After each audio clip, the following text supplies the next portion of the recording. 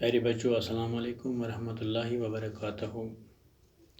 آج میں آپ سے رباعی کا تعارف کرانے جا رہا ہوں جو آپ کے درسی کتاب کے صفحہ نمبر 212 پر درج ہے۔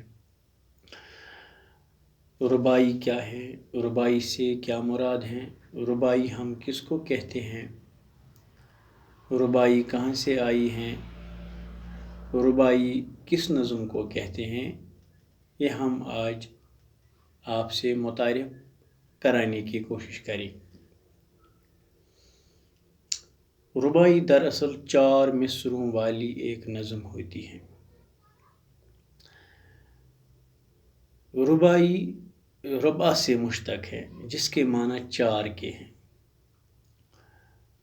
رباعی کے لیے ضروری ہے کہ اس کا پہلا، دوسرا اور چوتھا مصرع ہم قافیہ ہونا ضروری ہے۔ تیسرا مصرع ہم قافیہ ہونا ضروری نہیں ہے، لیکن تیسرا مصرع بہت زوردار ہوتا ہے۔ رباعی کی ایک خصوصیت یہ بھی ہے کہ اس میں قافیوں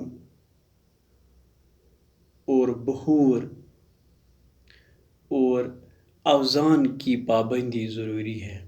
اگر ان چیزوں کا خیال نہیں رکھا جائے تو رباعی وجود میں نہیں آتی ہے۔ رباعی میں عام طور پر شاعروں نے حکیمانہ اور عاشقانہ مضامین ادا کیے ہیں یا بیان کیے ہیں، لیکن یہ رباعی کے لیے ضروری نہیں ہے۔ رباعی میں عام طور پر ہم کسی بھی طرح کا مضمون بیان کر سکتے ہیں، یعنی جو بھی مضمون ہو، جو بھی موضوع ہو، یعنی کسی بھی موضوع پر ہم رباعی لکھ سکتے ہیں، رباعی کہہ سکتے ہیں۔ یہی وجہ ہے کہ رباعی میں مضامین کی کوئی قید نہیں ہے، رباعی ہم کسی بھی موضوع پر لکھ سکتے ہیں۔ اردو کے بڑے شاعروں نے اردو میں اچھی رباعیاں کہی ہیں، اور کہا جاتا ہے کہ رباعی سب سے پہلے ایرانی شاعر رودکی نے لکھی ہے یا رودکی نے کہی ہے، اور اس کے اوزان و بحور بھی اسی نے مقرر کیے تھے۔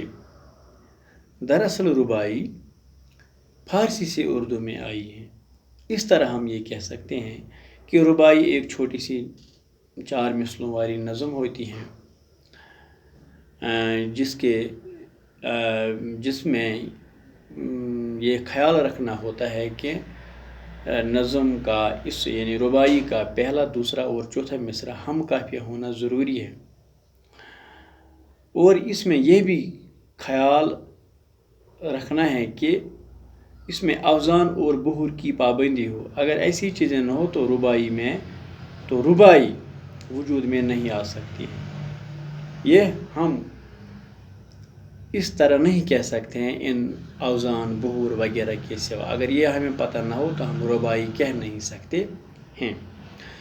اس طرح اردو میں 10ویں جماعت کے نصاب میں شامل میر بابر علی انیس کی کچھ رباعیاں ہیں، وہ ہم انشاءاللہ تعالیٰ کل ان کے بارے میں آپ کو پڑھائیں گے کہ وہ رباعیاں کیا ہیں، ان میں کیا بتایا گیا ہے، کون سی رباعیاں ہیں وہ میر بابر علی انیس کی، ان میں کیا کہا گیا ہے، وہ ہم انشاءاللہ تعالیٰ کل بیان کریں گے۔